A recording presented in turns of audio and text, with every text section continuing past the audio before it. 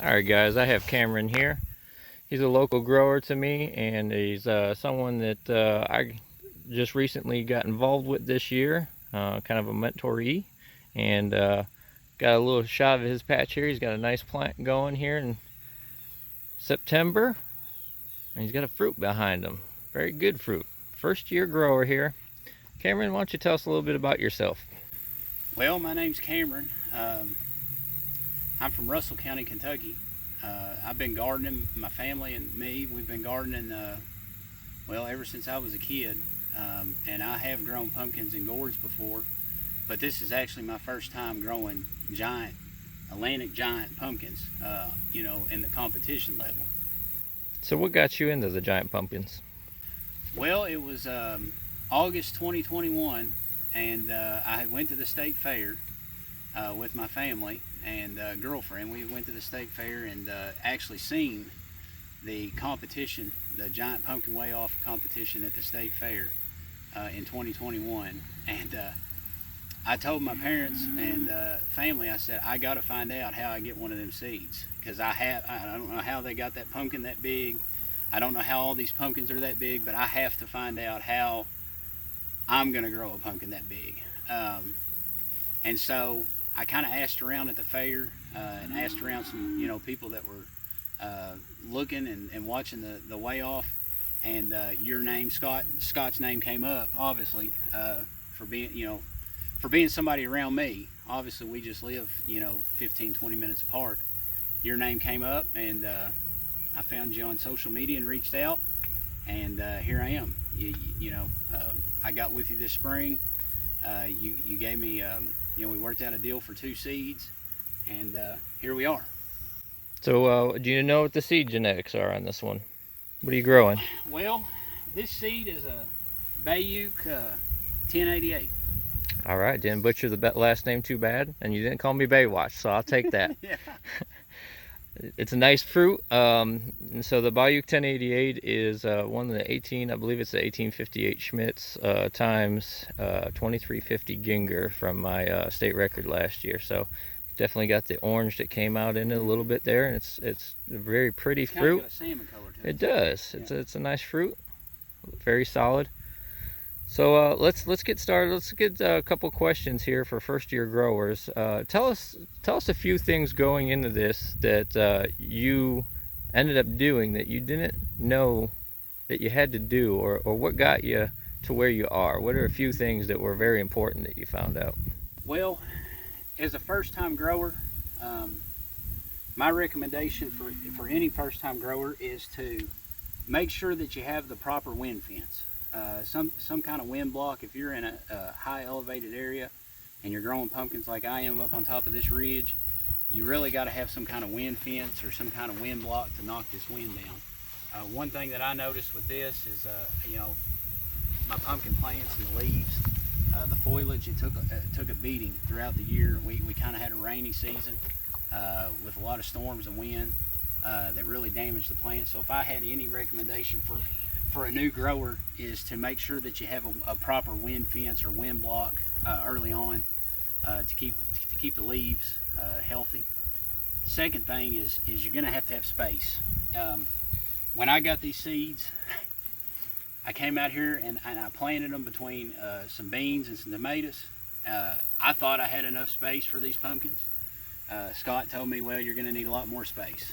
So long story short, I don't have any more beans. I don't have any more tomatoes. The pumpkin plant has expanded and has taken over what space I had. So had I known that as a new grower, I would have obviously came up with some more space, plowed up some more dirt. So if I had any recommendation for a new grower too, it would be to make sure you have adequate space for your plant. And then talking about just the overall setup, did you do a soil test on this plot? No, I didn't. Obviously, I got started in the spring. I actually got these plants, the seedlings, in the ground June 1st. It was Labor Day weekend. Right after Labor Day weekend, June 1st is when I put them in the ground. I didn't have a soil test, no soil amendments. As far as fertilize, I was using tomato fertilize, fish fertilizer with some seaweed, um, and I was just using some granular 5-25-25 fertilizer that you can get at your local feed mill or Southern States. But no soil test on this pumpkin, on this patch. And then, thinking about next year, what's some things that you didn't do this year that you're going to try and improve your grow for next year? Because I assume you're going to be growing next year. Yeah, I'm gonna put out 2 plants again next year. Obviously, I had 2 plants this year. My other plant, it had lost its stump early. We went through a dry spell, and then we ended up getting literally I'm wanting to say it rained probably 45 days straight, and I lost the stump on my second plant. Despite that, I ended up growing a pumpkin that weighed 425 pounds over there on that other plant. One thing that I learned from all this is not to bury the vines. A lot of my vines I buried covered in dirt. They sat in that moisture and that saturated soil, and ended up causing a lot of rot issues. So one thing I'm going to do next year is not bury my vines as much. I'm obviously going to put up a wind fence, have adequate space, and I'm going to get a better watering system. This year I was using just a sprinkler head and doing a lot of hand fertilizing. Next year I'm going to have an irrigation system. I've got a well that I'm going to hook up just right outside the garden here, and so hopefully I got a better watering system for next year. Tell me about seeds. You got this seed from me, worked that out. Going into next year, are you going to try and replicate a same seed? You want to up your seed? And then what do you recommend for a new grower as far as seed? Do you recommend them going out to the auction and getting, say, a $400 seed or a $40 seed? Or Well, for a first-time grower, as far as seed, I don't think you necessarily need a $400 seed. I don't think you necessarily need something that's overly expensive, but you need a good quality seed. You obviously need to get seed from a grower, a reputable grower. You need to know a reputable grower that in your area that's, or even somebody that's maybe not in your area, but you can communicate with through social media or internet. You need somebody that knows a little bit more than you to kind of shadow and be there to answer any questions. But no, I don't think it takes a $400 seed or any kind of expensive seed, but I do think you need a good seed from somebody that's reputable and in the growing competition pumpkins. how important do you think being in contact and being a part of either pumpkin growing community or having a mentor helps you in the grow? Well, it's been huge, and obviously you know that firsthand because I've had a lot of questions in regards to stump health, stem health, vine health. I've ran into a lot of issues this year. I've had a couple dealings with a squash vine borer.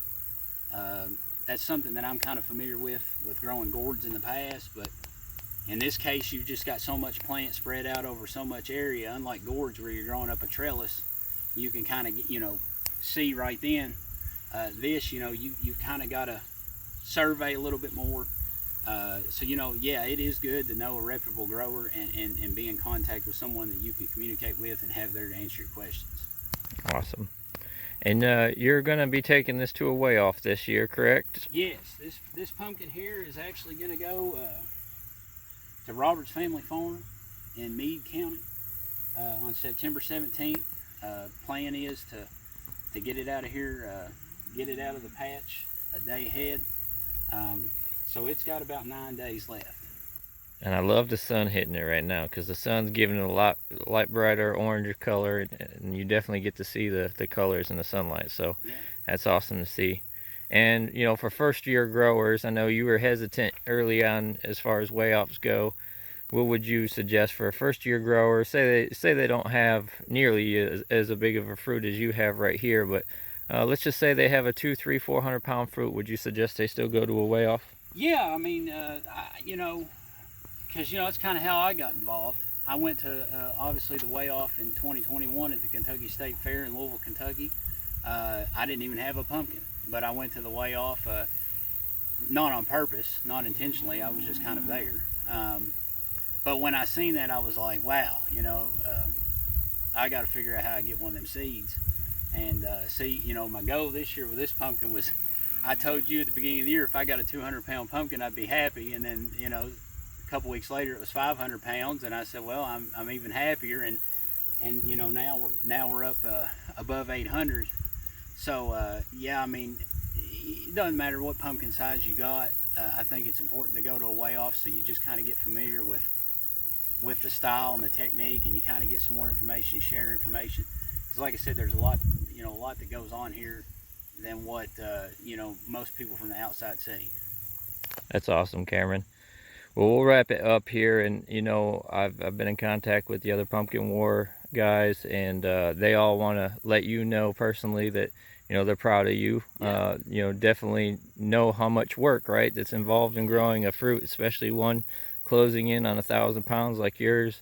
So super proud of you. Thank you for allowing me into the patch to kind of give this information to new growers and get more people involved, because that's what it's about, is Yeah. it's about the community and get more people growing. So I want to thank you for that. Yeah, no problem, Scott.